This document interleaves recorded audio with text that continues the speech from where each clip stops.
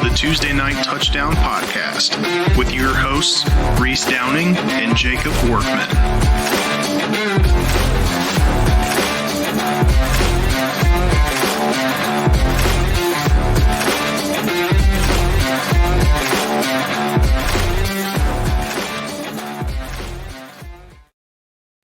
What's up, everyone? We're here again. Tuesday Night Touchdown Podcast, NCAA edition.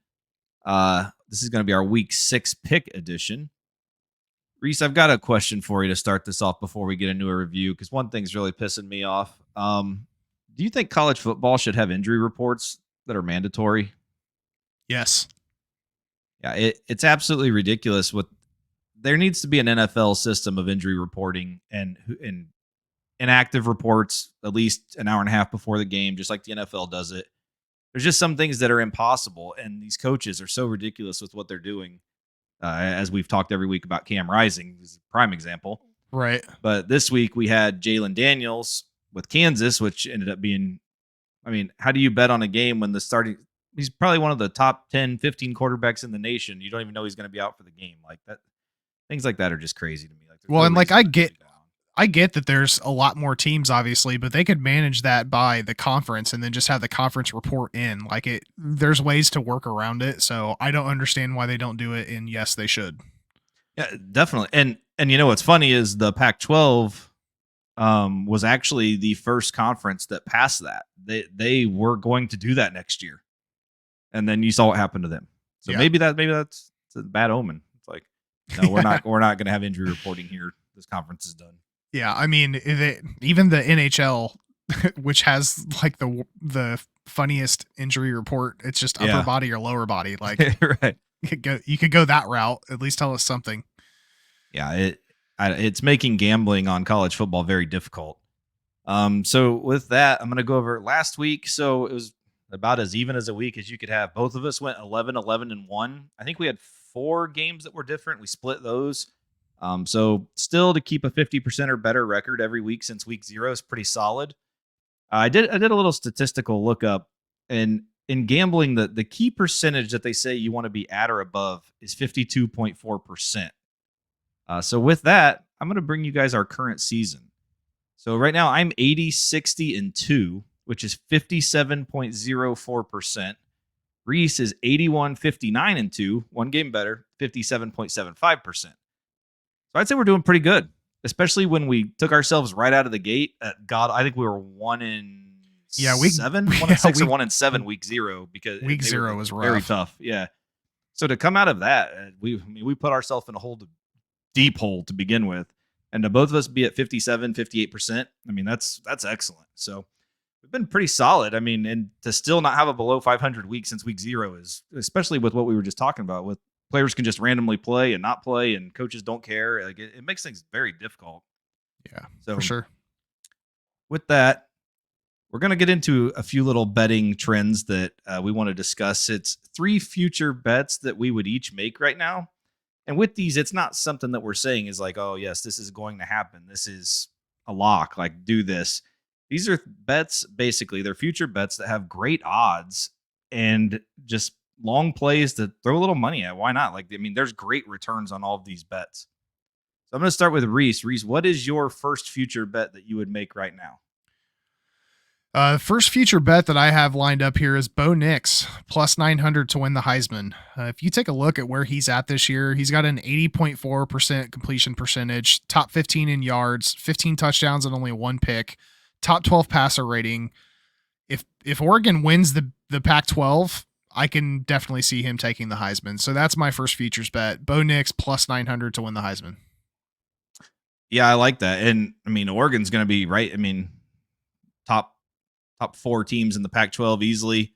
It's going to be a battle here these next few weeks to see where it all comes out. Next week, we've got Oregon is on the road in Seattle facing Washington.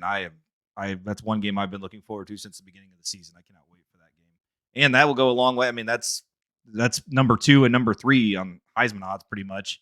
Yep. With Bo Nix and Michael Penix. So it's going to be a great game. We'll be on that one a lot next week. So my first future bet, and this one's a little out there just because I don't think this team is that great, but I love what they have coming up. Mine is Louisville to win the ACC at plus 810. So with this, I know they play Notre Dame this week. They also have a non-conference against Kentucky. I think they probably lose both of those, to be honest. But the main thing is the conference. They're at Pitt. That should be an easy win. Home against Duke, which Duke probably will be without Riley Leonard then. Home against Vautech. Home against Virginia. Both of those teams are not good. A tough contest at Miami. But even if they lose at Miami, that's only one conference loss. They're going to be in the conference championship at one conference loss. That should be 7-1 in the conference. They don't play Florida State. They don't play Clemson. They don't play North Carolina. All right. You're not going to get, if it's Louisville, Florida State, and Charlotte for the ACC championship, their money line odds in that game are not going to be 8-10. It'll probably be like 330 to 400 if I had to guess. So you're getting double the odds there.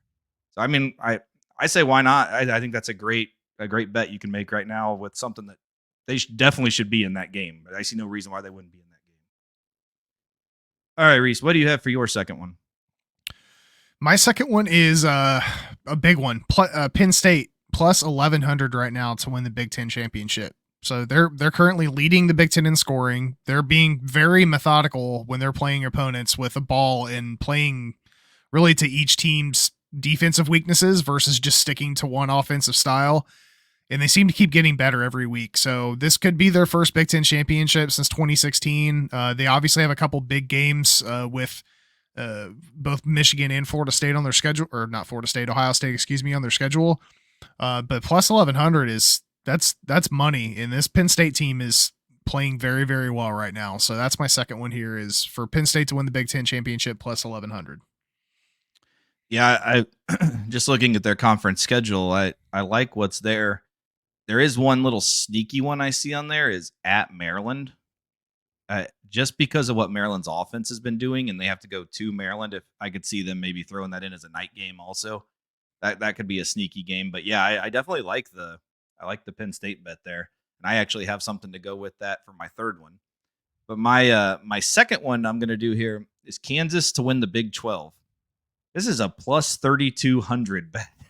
So I mean, you're getting pretty good value here. They're 1-1 right now in the conference, and like I said, that loss was without Jalen Daniels, their quarterback, and that's kind of a big key to this. He does need to be back and be healthy, obviously. But at plus 3,200, their remaining games is UCF, which they might have Plumlee back, they might not. Even so, I still like Kansas in this game. That's actually this week, and I think Daniels is going to be back. They haven't said for sure, but it kind of seems that way. At Oklahoma State, they should easily win that. Home against Oklahoma is one. I have 2 games where as long as they can split, then they should be good. So Oklahoma's one of them. They're at Iowa State. They should win that. Home against Texas Tech. Now the other one is home against Kansas State. As long as they can either win one of the games, either the Oklahoma game or the Kansas State game, then I think they should finish the conference 7-2, which I would think that should be good enough to get them in the title game. And if that offense is in the title game inside in Cowboy Stadium, I mean, that's a fast track. And it could even be a rematch with Texas, with Jalen Daniels, that's a completely different game. So great odds at plus 3,200 for Kansas to win the Big 12. What is your third one? My third one here is not quite as big in terms of point spread, definitely not 3,200, but it's plus 400, and that's for Air Force to finish the season undefeated. So their offense is really rolling this year, and their remaining schedule is at home versus Wyoming. Then they hit the road to play Navy. Then they're on the road again to play Colorado State, come back home to play Army. Then they hit the road again to play Hawaii. The last 2 games of the year are at home against UNLV and then on the road at Boise State. If you heard all of those correctly, Fresno State's not on that schedule. So that spells a lot out for me. UNLV to me may be the trip game here because UNLV is playing pretty decent, but I think they have a really good shot of going undefeated here, especially because they don't play Fresno State. So my third feature bet here is Air Force going undefeated in the regular season, which will get you plus 400. Yeah, I really like that bet. And that's a bet that literally could be over next week. I mean, I think if they beat Wyoming, I get UNLV has improved a little bit. They're not playing bad. And then at Boise, the day after Thanksgiving would be, Boise hasn't been that great this year, but still a road game at Boise. So you always have to consider it a threat. But I definitely like that bet also. My third one is Wisconsin to win the Big Ten at plus 830. This is kind of going to that same theory with Kansas I just had. Their remaining schedule in the Big Ten is Rutgers, Iowa, which to me, Iowa's the one, at Illinois, Ohio State, at IU, Northwestern, Nebraska, and at Minnesota. Basically, in my opinion, to be on the West side in the championship game, they basically just have to beat Iowa. If they can do that, then they're going to be in the game. And I think plus 830, if it's Penn State, Ohio State, Michigan, whoever it is, I still don't think it would be plus 830. So it's great odds again in a game that they should be in. All right. That was all of your three, right? Can you recap the three you had? Yeah, for sure. So first one is Bo Nix plus 900 to win the Heisman. Second one is Penn State plus 1100 to win the Big Ten. And last one is Air Force plus 400 to stay undefeated in the regular season. All right. And my three were Louisville to win the ACC at plus 810, Kansas to win the Big 12 at plus 3200, and Wisconsin to win the Big 10 at plus 830. And I also, just as I was going through, I threw one in that I saw that I liked. It goes along kind of with your Bo Nix one. Brock Bowers is plus 7,000 to win the Heisman. He's the best player on Georgia. Oh, without question. If Georgia he might be the best player in college football, to be honest. I mean, he's ridiculous. I mean, if there's ever a year with as crazy as this year's been, and really the best quarterback is Caleb Williams, and I truly don't think they're never going to give it to someone twice again. So Bowers might be a legit play at plus 7,000. I kind of like that one. Yeah, can you imagine a tight end winning the Heisman? I know it'd be. It kind of takes me back to when Sue was at Nebraska, and everyone was like, Sue should win the Heisman. Like, it'd just be a crazy position to win it. But unfortunately, college football doesn't really work that way. It's kind of like NFL MVP. It's quarterback or bust, it seems. Yeah, it looks like I'm looking at it right now.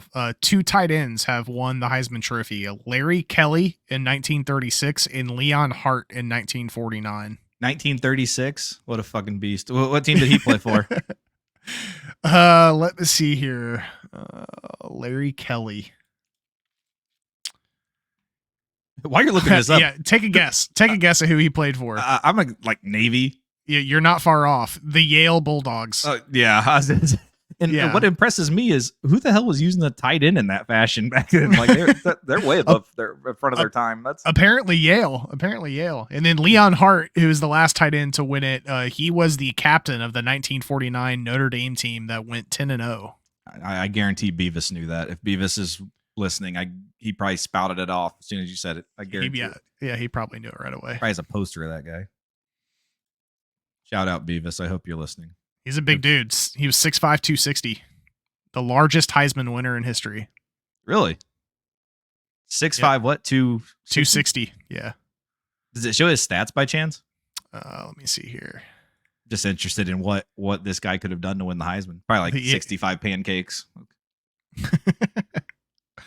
As a senior, Hart caught 19 passes for 257 yards and 5 touchdowns, rushed 18 times for 73 yards, and recovered 3 fumbles on defense. Oh, he was a two-way player. That's awesome. What an interesting thing. Brock Bowers almost had that like last week. Okay. Yeah, that's crazy that's the stat line that won the. Well, they were probably only playing like 5 games. Like how many? I don't know if it says how many games they played, but yeah, I don't think it says here. 1949. Sure, it was a heavily loaded slate. 1949 Irish football schedule. Okay, well they played 1, 2, 3, 4, 5, 6, 7, 8, 9. They played 10 games. Wow. Yeah. They played IU at Washington, at Purdue, number 4 Tulane. That's a shocker. Versus Navy, at number 10 Michigan State, versus North Carolina, Iowa, number 17 USC, and then they finished at the horse team. Wow. They went to Washington? Is that what? To Washington, yep. Did they take the Oregon Trail? Like what? They were cited by Sports Illustrated as the part of the second best sports dynasty of the 20th century. They went So the 1949 team is the last team in what is considered to be the Notre Dame football dynasty, a stretch of games in which Notre Dame went 46-0-2 and won 3 national championships along with 2 Heisman trophies. Wow. If only Beavis and Carter were alive then. I know. Yeah, Carter, where was all this information 2 Yeah. weeks ago when you were on the show, man? Come on now. When he's back next time, he better have some facts like that. Yeah, bring some information on Frank Leahy and Jim Martin. He's got a score prediction for Marshall versus Eastern Michigan, but he can't give us facts like that. Yeah, he can't give us Leon Hart winning the Heisman in 49. Step your game up, Carter. All right, so we are going to get into our Week 6 picks. We're actually going to start off with a big one. We got the Red River Shootout. Number 12, Oklahoma versus number 3, Texas. Texas minus 6.5 in the Cotton Bowl. This is at noon on ABC. Oklahoma defeated Iowa State 50-20, while Texas beat Kansas 40-14. Who you got in this one? Yeah, this is a different Oklahoma team than the one that got routed 49-0 last year, but I also think this is a different Texas team. I came into the season really skeptical on the Longhorns, and I keep anticipating them to take a stumble, but that hasn't happened yet, so I'm going to give them a little bit of confidence here and take Texas minus the points. Yeah, so when I was looking at this one, I was really debating because that Texas game pissed me off last week. I didn't want to pick them just out of spite because of Jalen Daniels not playing. But so while looking at that, Texas's last 3 games have been against backup quarterbacks. So they really haven't even, I mean, there's been a while. I think Alabama was the last team that played them with their starting quarterback. But with that also, Oklahoma's schedule hasn't been too big for me. They haven't, I'm not too fond. I don't know. To me, they're unproven. While Texas at least played some good contest. So I am with you. I am going Texas minus 6.5, which the fact both of us picked Texas does actually kind of surprise me a little bit. But yeah, they're going to lose now, 100%. I think it's going to be a great game, though. Great way to start the day. I was going to say, yeah, definitely a great way to start the week off here. So next, Maryland at number 4, Ohio State minus 19.5 noon on Fox. Maryland to beat IU 44-17, while the Buckeyes are coming off of a bye week. What do you have in this one? Yeah, Tua's little brother heading to the shoe against a defense that's only allowing 8.5 a game so far. These road games in Columbus have not been very kind to the Terps here recently, and I don't think it's going to be any different here. So give me the Buckeyes minus the 19.5. Yeah, I really struggled with this one. I love Maryland's offense. I love what they're doing, but the history, like you just mentioned, is what kills me in this one. Every time they've gone, Ohio State literally killed them. So I'm taking Ohio State. I don't like the pick at all, though. I really hoping Maryland shows up and gives them a great game. Next, number 23, LSU minus 6.5 at number 21, Missouri, noon, ESPN. LSU lost a shootout to Ole Miss 55-49, while Missouri beat Vandy 38-21.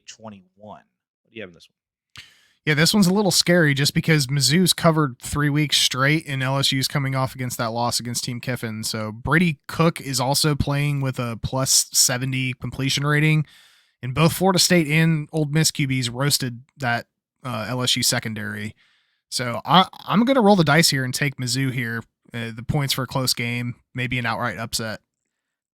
Yeah, I have the exact same thing. I think Missouri could easily win this game. Noon on the road. I could see them sleepwalking through this.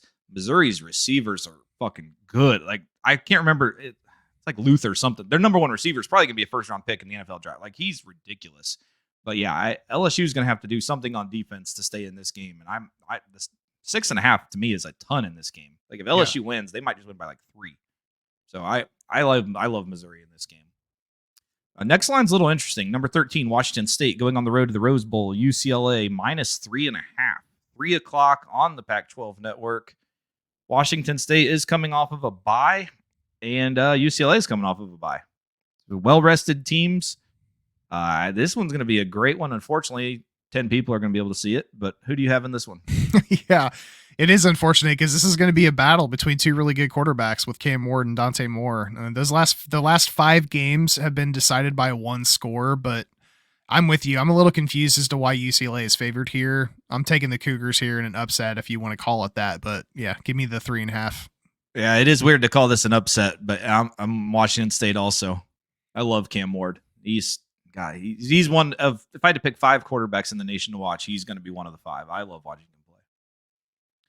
play. Number 11, Alabama -2.5 on the road at Texas A&M, 3:30 CBS. Alabama beat Mississippi State 40-17, while A&M defeated Arkansas 34-22. Who do you have in this one?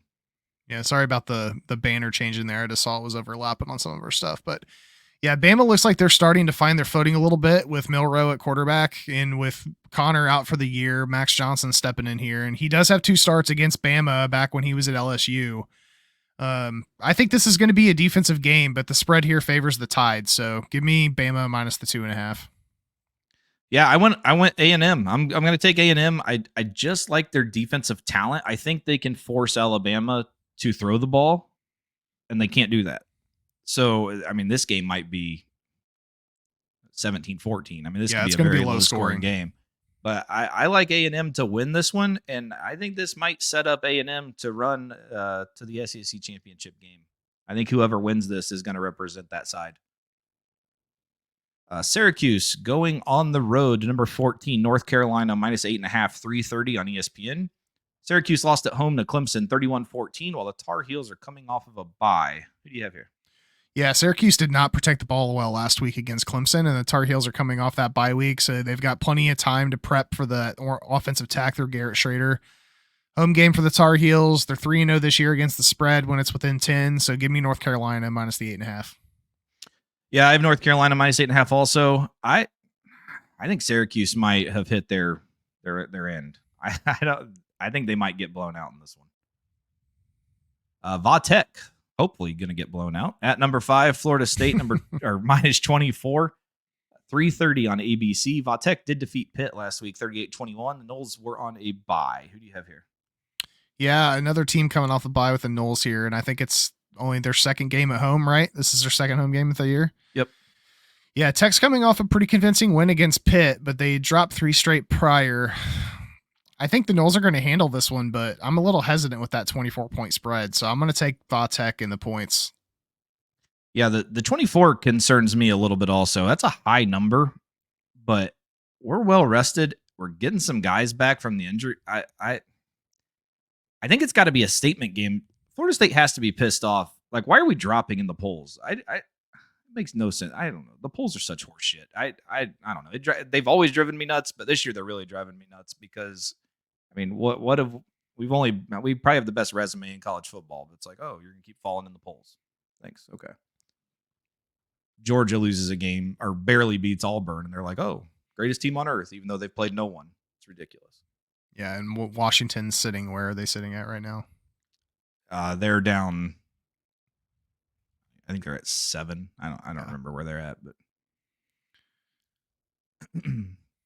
so you're on Vatek. I'm on Florida State. Was that correct? That's correct. Yeah. Okay. Number 20, Kentucky on the road in Athens. Number 1, Georgia, 14.5-point favorite, 7:00 on ESPN. Kentucky put on an absolute offensive show last week, defeating Florida 33-14, while Georgia was in a battle with Auburn, but ended up defeating them 27-20. Who do you have in this one?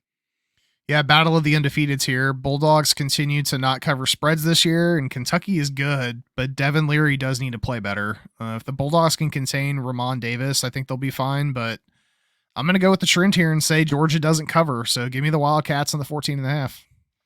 Yeah, I have Kentucky also. I really wish I could say I think they'll win this game, but in Athens, I don't think they'll win, but I do think it's a great game. But you never know. I mean, if that offense keeps going how it's going, they're definitely going to be in it until the end with a chance to win it. There's one thing I want to throw in. This is going to get brought up again a little later when it comes to Ball State. Kentucky offensive coordinator Liam Cohen's wife, she went to Ball State. Just want to throw that out there. Maybe some Ball State people are listening. I think we saw firsthand earlier what Ball State's offense or what Kentucky's offense was capable of when they played Ball State. Just want to throw that out there in case there's some coaching news later on in the season. I think you might be a great person to reach out to. We'll see what happens. Cough. Yeah. There's also a great coach in Vanderbilt that I wouldn't mind either. But yeah, tremendous offensive coordinator. Yeah, one of those two would be my choice for what seems like might be the inevitable, but we'll get to that in a little bit. Yeah. Moving on to number 2, Michigan, minus 19.5 at Minnesota, 7:30 on NBC.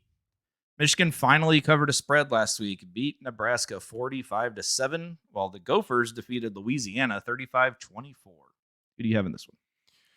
That Wolverine defense continues to dominate, allowing 7 points or less in all 5 games this year. Minnesota's also allowing over 30 points a game, which makes me a little bit more confident in this spread. They've had 2 games where they've given up over 400 yards in passing, so I'm going to take Michigan here minus the points. Yeah, I'm on Michigan also, minus the 19.5. I really wish Michigan would play someone good. Like, I'm just waiting for that to happen. Like, Georgia's finally getting it this week for the first time this season. And, well, actually, they were in a battle with Auburn. Auburn's not good, though. I don't know how that was a game. But I would like to see Michigan play someone good. I'm hoping it's coming up sometime soon. I haven't looked at their schedule, but surely we're close to a good game at some point. So moving on, number 10, Notre Dame, 6.5 point favorite at number 25, Louisville, 7:30 on ABC. Notre Dame survived a late rally to defeat Duke 21-14, while Louisville hung on to win at NC State 13-10. Who do you have in this one? In week 3, Notre Dame going up against undefeated teams, and they have a big one next week as well if USC handles Arizona this week. Louisville's going to be loud, but the Irish took care of business last week at Duke. I think Sam Hartman finds a way to handle the Cardinal defense. It's only given up 17 a game, and Eli Raridan is coming back, and that will help a little bit. So give me the Irish here minus the 6.5. I like Notre Dame in this one also. I just think they're way more physical than Louisville, and I think they can show that. And next week's a big one, so I'm hoping that it's not a look ahead spot. But like you just said, they just came off of another huge game also. So I think this Notre Dame team is ready. They're tested. They're in the environments every week. They played Ohio State. They played Duke. Now they're playing Louisville. I mean, they're everyone's Super Bowl essentially this season. So I think they're going to be ready to play. Seems like a game that they should win and cover. Arkansas at number 16, Ole Miss, minus 11.5, 7:30 on the SEC network. Arkansas lost to A&M 34-22, while Ole Miss got a big win against LSU 55-49. What are you thinking on this one? Yeah, Ole Miss coming off that big win last week and finally get some relief after having Bama and LSU back-to-back. Arkansas has also lost the last 3, and Ole Miss is 3-0 against the spread so far this year when they're favored. So I'll take Jackson Dart and company to handle this one pretty convincingly. So I'll bet on the Rebels minus the 11.5. Yeah, I like Ole Miss also. The offense has just been rolling. Someone's got to find some defense between LSU and Ole Miss, though. My God, that was awful. Yeah. Georgia Tech on the road at number 17, Miami, 20.5 point favorite, 8 o'clock ACC network. Georgia Tech lost to the MAC powerhouse Bowling Green, 38-27, while Miami spent their off week trying to figure out how to be relevant again. What are your thoughts on this one? Yeah, that Bowling Green loss was rough. Hurricanes are averaging 38 or more a game so far this year with Van Dyke. I think Miami's offense keeps this game a pretty wide margin, so I'll take the Hurricanes minus the 20.5. Yep, I am the same. Miami minus 20.5. Georgia Tech is awful. I don't think they can keep it remotely close. Big game here. Huge game, actually. My favorite game of the weekend. Number 24, Fresno State, minus 5.5 at Wyoming, 8 o'clock on Fox. God, I absolutely love it. We can watch Fresno, Wyoming, prime time on Fox. That's when you know things are getting good. It's absolutely awesome. I can't watch ranked teams in the Pac-12 because they're on some streaming service that you cannot find anywhere. But Fresno, Wyoming, national audience, 8 o'clock on Fox. I am very excited for this game. Fresno dominated Nevada 27-9 last week. Wyoming beat New Mexico 35-26. What are your thoughts on this big battle? Yeah, big Mountain West game for you in prime time. Mikey Keene's been killing it this year. This will be a big game in the spotlight. So long as they don't have a performance like they did against Eastern Michigan, I think the Bulldogs handle this one easily. So give me your boys minus the 5.5. Yeah, this it's like against my beliefs to not pick Fresno to cover. So obviously that's what I'm picking.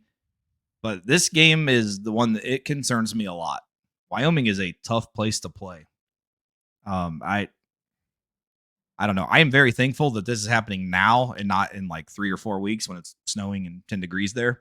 So I am obviously picking Fresno to cover, but this game is going to be fun to watch. Both teams have great defenses, so it might be low scoring, so it might bore some people, but this is going to be awesome. I can't wait. And another great defensive game next. Number 15, Oregon State minus 9.5 at Cal, 10 on the Pac-12 network.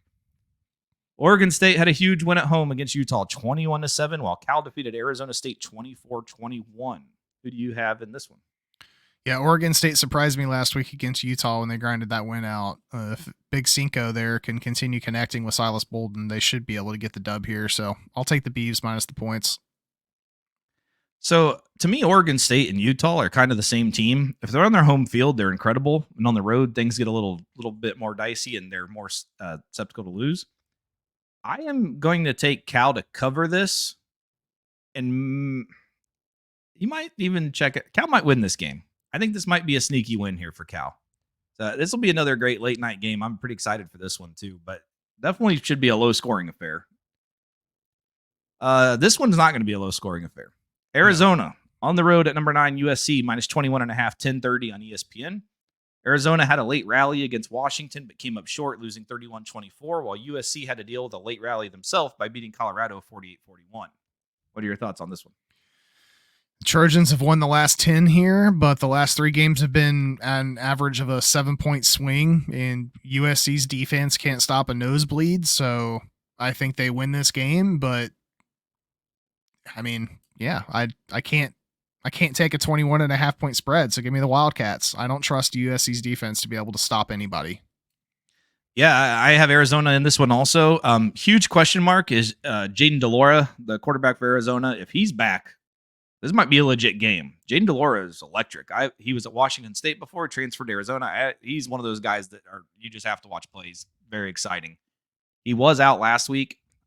There's indicators he might be back this week, but even if not, we've seen USC's defense is atrocious. Like I don't know. I've really changed my thoughts on USC a lot. Like their offense, yeah, they can score 100, but they might give up 110, so it might not matter. So yeah. But yeah, I'm with you. Give me Arizona. That covers the top 25 picks. Next, we're going to roll into the Muncie 6-pack. We're going to kick it off Friday night.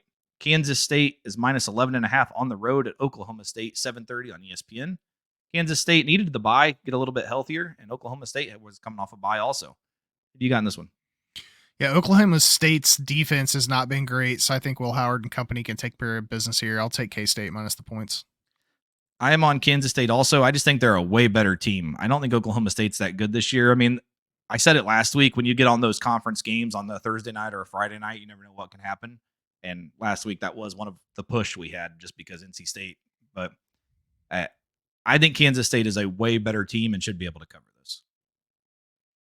Next, Rutgers on the road at Wisconsin, minus 14, noon on Peacock.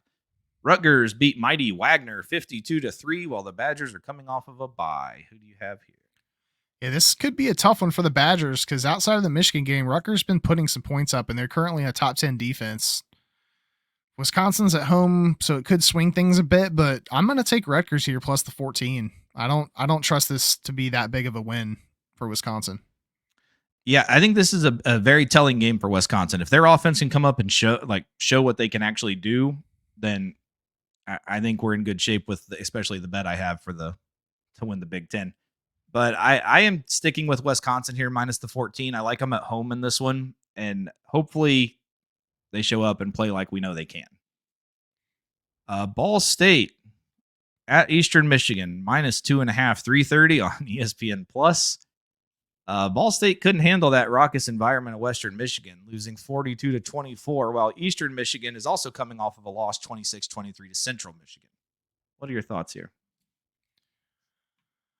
I don't know, man. Mike New's killing me. This defense, something's got to change, man. Unfortunately, the Cards just they don't look good. They've given up 40 plus in the past 2 weeks. I've been picking the Cards and they've been disappointing me. So let me see if I can get some reverse karma here. I'm going to pick the Eagles minus the 2.5. Go prove me wrong, please. So I went back to Ball State this week plus the 2.5, just based on schedules. Ball State's the more tested team, and I would think surely to God their rosters have to be pretty close. So I don't know Eastern Michigan's roster that fantastic. They keep failing the test though. That's the problem. Yeah, and failing it big time. Yeah. I mean, one positive sign was last week. Lane Hatcher played. They actually had passing yards. He threw for 316 and 3 touchdowns. Like that's the first. I don't even think they've hit 150 this season before then. Maybe, or definitely not 200. They might have hit 150 once, but yeah, I don't at know. least there's signs of life. I mean, though it wasn't a blowout loss, but still, we'll see what happens. Hopefully, if Ball State loses this one, then I think we really might need to be having the Liam Cohen, Joey Lynch conversation a little sooner. Yeah, bring in Joey. I'm for either one of them. The only problem is I think both of them are too good for that school. But neither one of them have been a head coach before either, so you never know. Purdue on the road at Iowa, -1.5, 330 on Peacock. Purdue had a big win against Illinois, 44-19, while Iowa defeated Michigan State 26-16. It was announced today Iowa quarterback Cade McNamara is out for the year with a torn ACL. Deacon Hill is going to be getting the start for Iowa. What are your thoughts on this? This Iowa offense was struggling when Cade McNamara was in, and it's going to get even worse now that this dude's playing. We'll see if Hudson Card can move the ball against this defense because Iowa does still have a good defense. I don't know what the over-under is. I definitely picked the under on this, but I'm going to take Purdue plus the 1.5 in an upset. It's going to be a low-scoring game, though. Yeah, I agree with that. I'm actually going to take Iowa -1.5. I looked into Deacon Hill. I just wanted to see a little bit about him. He's a pretty big dude. He's from California. Apparently, he grew up playing water polo. So his throwing more, like they really had to work on him with throwing motion because he was trying to throw it like a water polo ball. Like I don't know. I was read too much about this guy to care, but I'm going to go with Iowa -1.5.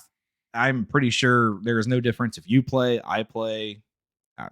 Anyone plays quarterback for Iowa, I think it's all the same just because probably going to get a big special teams play. The defense is going to score, something like that's going to win the game, just like always. So I am going to take Iowa -1.5. Does Deacon Hill jump before he throws the ball every play? Hopefully. It'd be awesome if he did. Just have like somebody on the sidelines tossing water at him. Hopefully that'll make him feel comfortable. So next, we brought up Joey Lynch's name for Ball State. Now we've got him in a huge performance last year that they had. Now they're on the road this year at Florida. Florida's an 18.5 point favorite, 4 o'clock on the SEC network. Vandy's coming off of a tough loss to Missouri, 38-21, while Florida took a beating in Lexington, losing to Kentucky 33-14. Last year, Vandy won the game 31-24. Can they do it again? Yeah, they're on a 4-game skid right now, and they haven't had any luck getting stops on the defensive side of the ball, but I think they can keep it within 17 or so. So, yeah, give me Team Joey plus the 18.5. Yeah, I have Vandy plus the 18.5 also. I just don't think Florida's that good. I watched the game last week, and if Vandy can get a run game going at all, they're going to keep this than 18.5. Kentucky ran all over Florida last week, and I don't know. They just don't seem to be that great of a team. I know they were ranked. I think they were ranked last week before they lost, but that was kind of a fugazi ranking. They never should have been. Next game, this will be interesting because who knows who's even playing in this game. UCF on the road at Kansas, -2.5, 4 o'clock on Fox. UCF had one of the craziest games of the year last week, losing to Baylor 36-35, while Kansas lost at Texas 40-14. Jalen Daniels, quarterback for Kansas, and John Rice Plumlee, quarterback for UCF, both are questionable in this game, so we don't know who's going to be playing yet quarterback for either team. Who do you have in this one? Yeah, I mean, it sounds like Plumlee is taking practice reps this week, but I don't know if that means he's starting or not. I'd love to see Jalen Daniels versus Plumlee. That would be ideal. I think Kansas can win this game on the ground, though, so I'm going to take the Jayhawks here minus the 2.5. Yeah, I'm on Kansas -2.5 also. Even if Daniels doesn't play, I think they'll be all right. I don't think Plumlee's going to play, even if Plumlee does play. I know he took practice reps, but Cam Rising's been taking practice reps since March. We've seen how that's got us. So, but yeah, I think this will be a good game. I like that Kansas is the home team, and I think Kansas is the better team overall. And I don't know if you saw that game last week, but that had to be just an absolutely crushing loss for UCF. They were up by 1 million, and Chip and Joanna led the charge. What a comeback that was. It was incredible. Oh, man. All right, our last game. Colorado -4.5 at Arizona State, 6:30. Oh, people are going to be pissed. Colorado on the Pac-12 network. Good luck, everyone. Good luck. I can't wait to read Twitter at 6:30 Saturday when people are trying to figure out how to watch this game. Because there's going to be so many pissed off people. Colorado lost to USC 48-41 last week. Arizona State lost at Cal 24-21.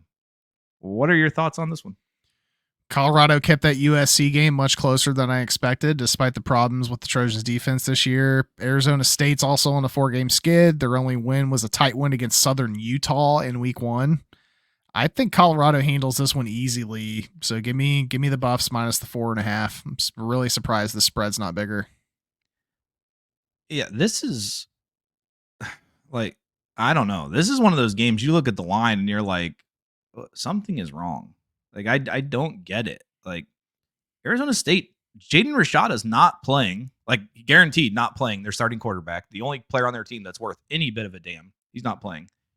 Their second string quarterback has his back, but he's been injured, and the third string has been injured.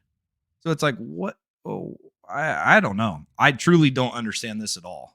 Like, obviously I'm taking Colorado minus 4.5, and I don't know. Sometimes you just look at it and you're like, what does Vegas know that I don't know? And this is one of those games, because this makes no sense whatsoever. All right. That wraps up the week 6 picks. We're going to move on, and we're going to try something here. Let's see if you guys can hear this. Moving into the locks for the week. New sound effect. Only took 6 weeks. Stepping it up here. All right, Reese, lead us off. Who is your lock of the week? The game that we just talked about. Colorado. I don't understand why this game is minus 4.5. Sanders, primetime, are going to come into Arizona State, and it's going to get ugly very quickly, I feel like. Yeah, lock me in on Buffalo. The Buffaloes. So for the second time this year, we're going to have a double lock, because I am on Colorado minus 4.5 also. Hang on. There we That's go. right. Okay, continue. We are 1-0. We've only done it once. 1-0 on the year with a double lock. I believe it was Utah. I don't remember who they were playing. I know it was a home game, but I don't remember either. And surprise, surprise, Cam Rising didn't play in that game. Cam resting? Yeah, right. Colorado minus 4.5 is our lock, the double lock for the week.